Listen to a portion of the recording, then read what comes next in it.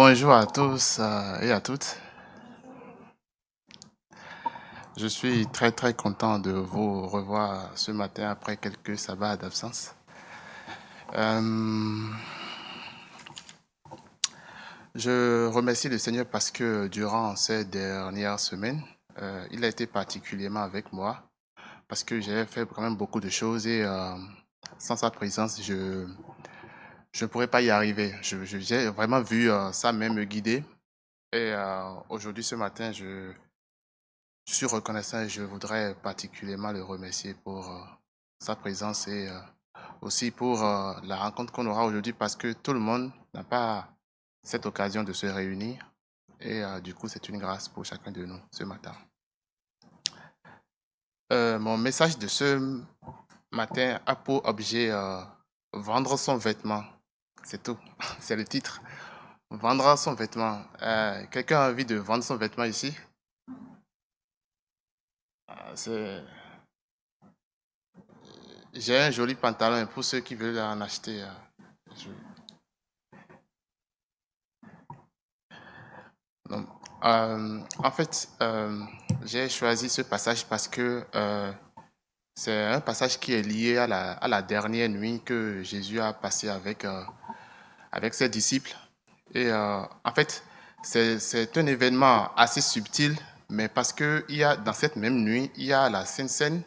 La Sainte Seine couvre cet événement-là, si bien que quand on se souvient de la dernière nuit, on pense plus à la Sainte Seine et on a tendance à oublier ces détails, ces événements-là, quand même, qui sont aussi dans la même nuit hein, qui a précédé la crucifixion de Jésus.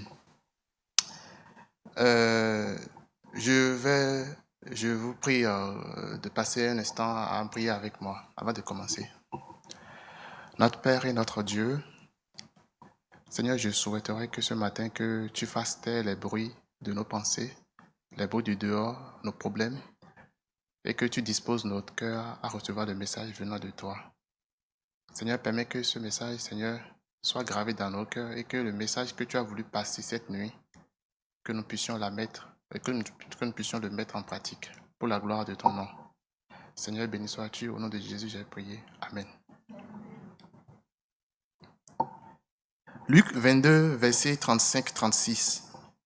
C'est Jésus qui parle. Quand je vous ai envoyé sans bourse, sans sac et sans souliers, avez-vous manqué de quelque chose? Et les disciples lui répondirent, de rien, nous n'avons manqué de rien.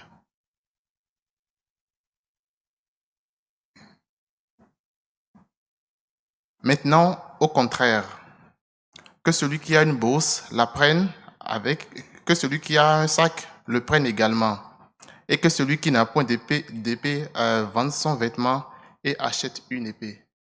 Et ma version elle est légèrement différente de celle que Monique a lue. Mais je vais vraiment m'attarder sur les concepts de vêtements et d'épée parce que euh, ce message peut sembler être violent. Le fait d'acheter des vêtements pour s'en procurer des épées. Qu'est-ce qu'un chrétien doit faire avec une épée? Est-ce que Jésus-Christ nous amène à nous armer, à nous défendre, à attaquer? Quel est le message derrière ces propos de Jésus-Christ? Vous savez, cette nuit, beaucoup de choses se passaient. D'abord, il y a la tristesse de Jésus qui connaît les événements à venir et je suis sûr, qui ne rigolait pas cette nuit-là. D'un côté, vous avez les disciples qui ont déjà fini de manger symboliquement le corps et le sang de Jésus et qui ne se préoccupaient pas trop de ce qui allait arriver à Jésus, mais plutôt de celui qui est grand parmi eux. Ils s'inquiétaient plutôt de qui est le plus grand parmi nous. Cette même nuit, un des disciples qui a passé tout le temps avec Jésus-Christ allait le trahir. Cette même nuit, Pierre allait renier 3 fois aussi Jésus-Christ. Cette même nuit aussi, Satan voulait cribler du froment tous les disciples. Ce n'est pas une nuit comme les autres, c'est une nuit assez particulière. Parce qu'à un moment donné, Jésus-Christ même a dit aux gens qui sont venus l'arrêter, maintenant c'est votre heure. C'est une nuit où le sort du monde est en train de se jouer. Et là, pendant que les disciples se préoccupaient de qui sera le plus grand, qui va occuper telle place, qui est le plus grand parmi nous, et qui est le plus, pas ricochet, qui est le plus petit, s'il y a le plus grand, qui est le plus petit alors. Jésus-Christ leur pose une question a priori anodine, une question de mémoire. C'était quoi la question? Quand je vous ai envoyé sans bourse, sans sac et sans souliers, avez-vous manqué de quelque chose? Et il lui répondit. Mais à quoi Jésus faisait référence quand il leur posait cette question? Parce que si Jésus leur posait cette question, c'est qu'il y a eu un événement qui s'est passé avant. Et je vous prie de lire avec moi dans Luc 9, versets 1 à 5.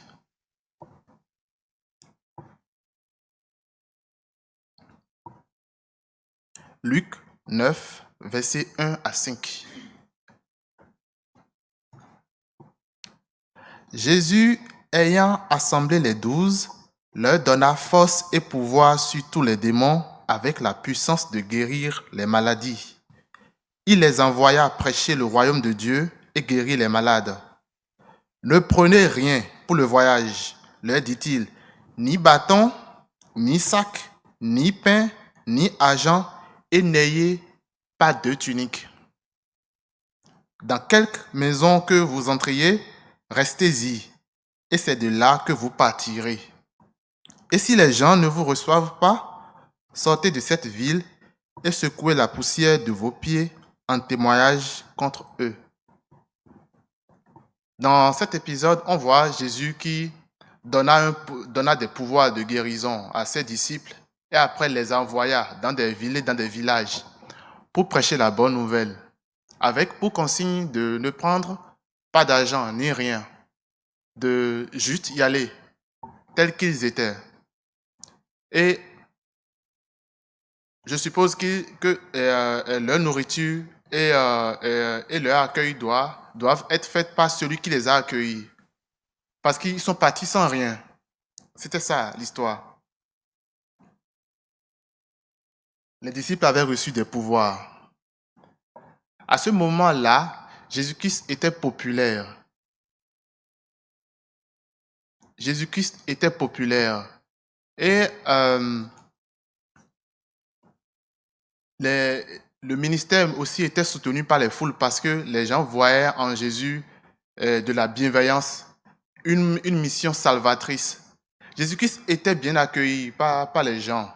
Du coup, quand les disciples allaient, vu que c'était des disciples de Jésus, par conséquent, eux aussi ils étaient très très bien accueillis.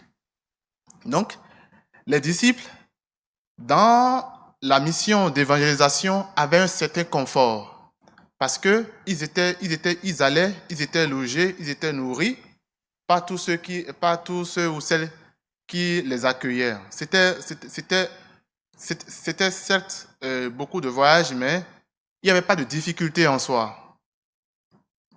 Les disciples ont passé 3 ans aux côtés de Jésus avec cette manière de fonctionner là. Il n'y avait pas de difficulté. Leurs expériences auprès de Jésus-Christ étaient plutôt une expérience où, quand on prêche l'évangile, à un moment donné, on peut monter sur des ânes, on se fait acclamer par la foule, on est content, on va dans des villes et des villages, on prêche la bonne nouvelle, on est logé et on est nourri. Il n'y avait pas de difficulté. Et si on lit aussi dans Matthieu 9, versets 14 et 15, il y a quelque chose qui s'est passé. Et il y a aussi un événement qui peut nous laisser penser aussi que les disciples ne jeûnaient même pas. Parce que on peut lire que les disciples de Jean Les disciples de Jean vinrent auprès de Jésus et lui dirent, pourquoi nous, les pharisiens, jeûnons-nous, tandis que tes disciples ne jeûnent point? Et quelle était la réponse de Jésus? Vous savez la réponse de Jésus? La réponse de Jésus, c'était, les amis de l'époux peuvent-ils s'affliger pendant que l'époux est avec eux? C'est-à-dire, ils n'ont pas besoin de jeûner. Mais les jours viendront où l'époux leur sera enlevé, et alors, pendant ces jours, ils jeûneront. C'est-à-dire, pendant que Jésus-Christ était physiquement avec eux, pendant que l'époux est avec eux, ils sont dispensés de beaucoup de choses. Ils jouissaient d'un certain confort par rapport aux autres. L'époux et Jésus-Christ pourvoyait à leurs besoins, mais aussi les protégeait. Parce que quand Satan les a réclamés, c'est Jésus-Christ qui a prié pour que leur faille ne défaille point.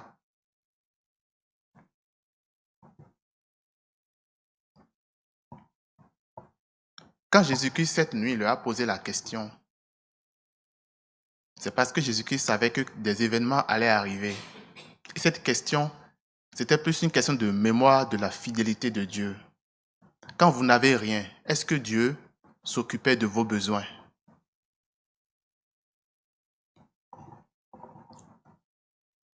Pour nous aujourd'hui, ce matin, est-ce que nous avons cette confiance que même dans les petits besoins quotidiens, que Dieu saura s'occuper de nous par rapport à ces besoins?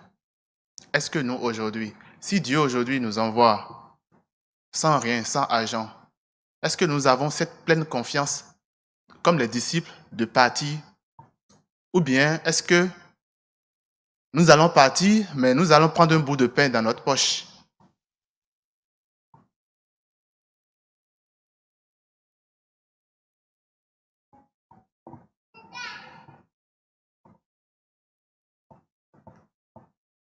Le verset 36 est un verset qui est un verset qui donne du contraste par rapport au premier verset. Maintenant, maintenant, maintenant, au contraire, que celui qui a une bourse la prenne, que celui qui a un sac le prenne également, et que celui qui n'a point d'épée vende son vêtement et achète une épée. Jusqu'à présent, les disciples vivaient un confort. Maintenant, le confort est terminé.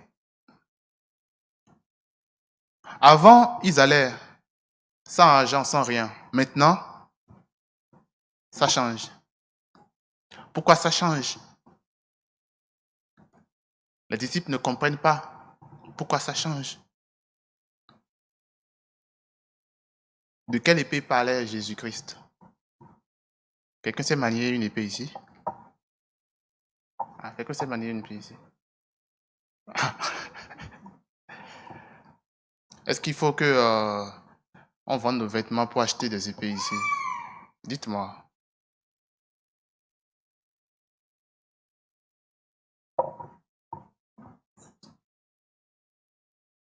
Mais de quelle épée parlait Jésus-Christ?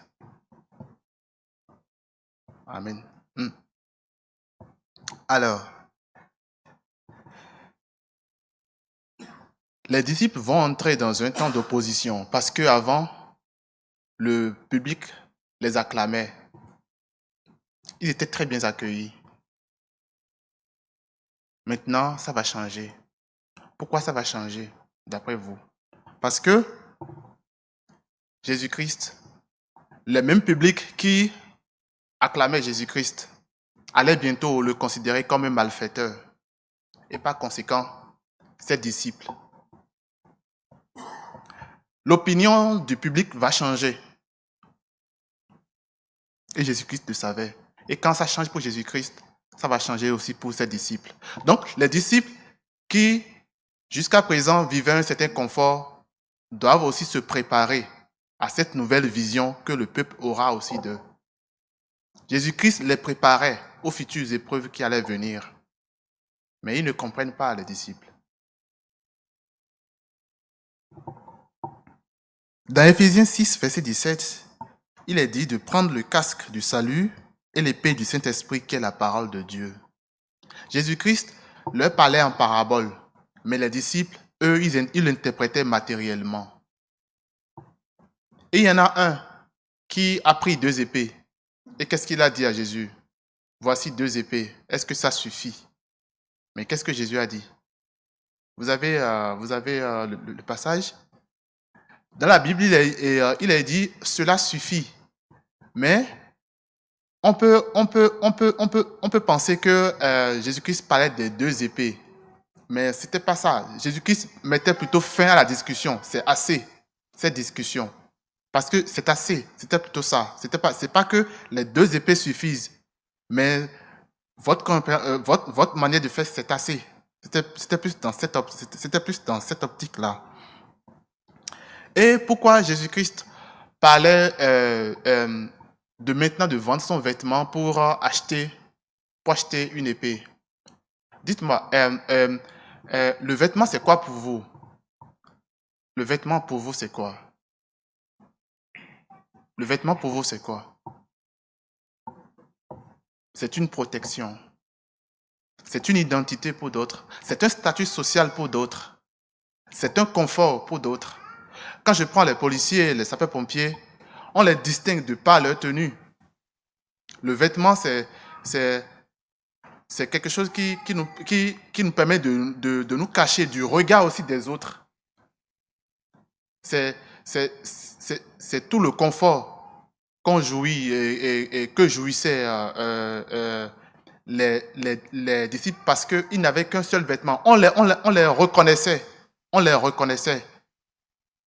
Maintenant, débarrassez-vous de ce regard des autres. Débarrassez-vous de cette réputation, si possible, privilégiez plutôt la parole de Dieu par rapport à cette réputation, par rapport aux épreuves qui arrivent. Parce que durant les épreuves, ce ne sera pas votre réputation qui vous sauvera. Ce sera la parole de Dieu qui vous sauvera. Privilégiez l'épée plutôt que les vêtements. Les disciples ne comprennent pas parce que dans la même nuit, quelque chose s'est passé et Pierre a coupé l'oreille de quelqu'un.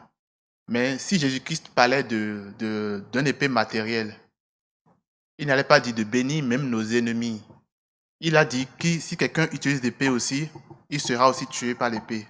Jésus-Christ ne parlait pas de l'épée et il n'a pas besoin de 2 épées. Il n'avait pas besoin de l'épée.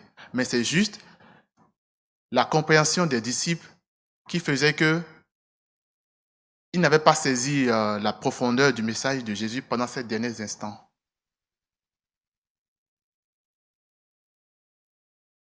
Le vêtement, c'est une image publique, c'est le regard, c'est le regard des autres. Et aujourd'hui, nous-mêmes, nous autres chrétiens qui sommes de cette génération, le regard des autres est devenu quelque chose d'important dans nos vies. Des fois, on agit par rapport au regard des autres. On agit pour être bien vu. On agit pour avoir de bons témoignages. Mais Dieu ne nous demande pas d'être populaire. Dieu nous demande d'être fidèle. C'est ça. Qu'est-ce que je protège aujourd'hui le plus? C'est mon confort ou bien ma foi? Est-ce que j'ai par hasard échangé mon épée de vérité contre un vêtement religieux?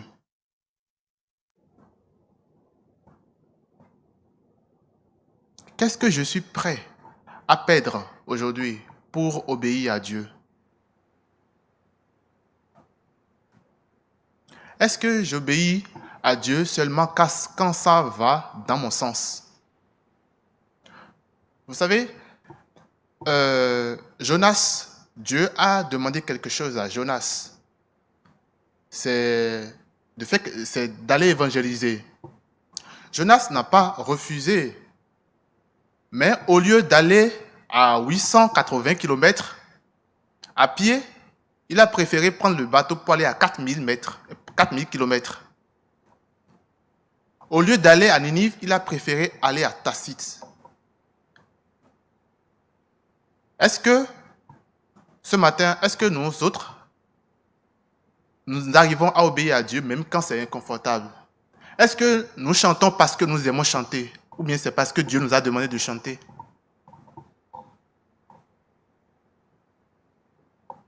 Moi, j'aime chanter. J'aime chanter parce que j'aime chanter. Mais si Dieu me demande d'aller faire autre chose, est-ce que je suis prêt à le faire? Est-ce que je suis le maître de ma vie ou je laisse Dieu être le maître de ma vie?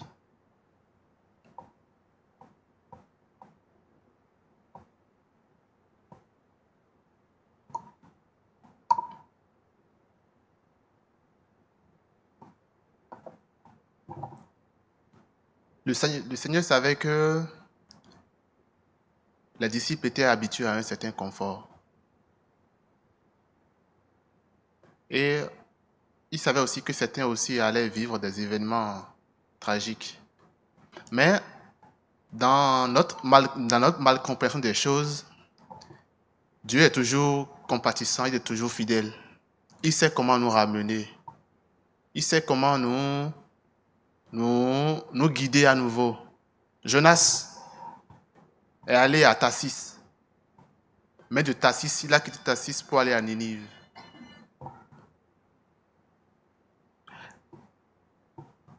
L'Éternel saura toujours nous guider vers le droit chemin.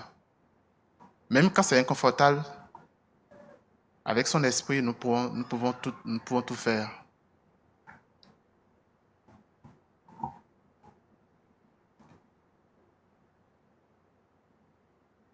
Est-ce que votre vision de la chrétienté, c'est confort avant la crucifixion ou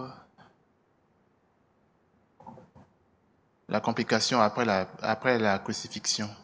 Parce que Jésus a dit, si quelqu'un veut vraiment le suivre, de vraiment porter sa croix. Et bien avant sa crucifixion, le jeune homme riche, qui était plein de bonne volonté, quand Dieu lui a dit, vends tous tes biens, ça a été compliqué pour lui de vendre. Parce que quand on est habitué à certains conforts, c'est compliqué de s'en défaire.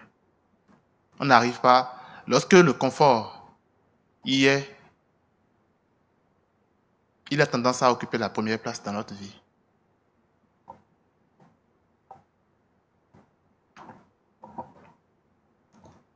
Ce matin, ma prière pour chacun de nous, c'est que Dieu nous aide. C'est vrai que c'est difficile, mais avec son esprit, on peut y arriver. Parce que ça ne sera pas facile. C'est ce qu'il veut nous dire. Ça ne sera pas facile. Mais il est toujours avec nous. Son esprit est avec nous. La question c'est, est-ce que nous autres, nous sommes prêts à faire l'effort? Est-ce que nous sommes prêts à sacrifier ce qui est le plus cher pour nous, ce qui est notre confort, ce qui est notre vêtement, pour le suivre? Il y a une récompense. Parce que l'apôtre Paul, qui était auparavant Saul, qui usait de la violence, de l'épée, pour tuer les chrétiens, au moment après sa conversion, il a vendu son vêtement, il a vendu son propre confort pour acheter l'épée de vérité. Et pour lui, c'est la course qui est importante. Il a dit dans Romains, j'achèverai la course. C'est ça qui est important. Ce n'est pas le confort d'aujourd'hui qui est important. Le confort d'aujourd'hui, il est passager. Que l'Éternel nous bénisse.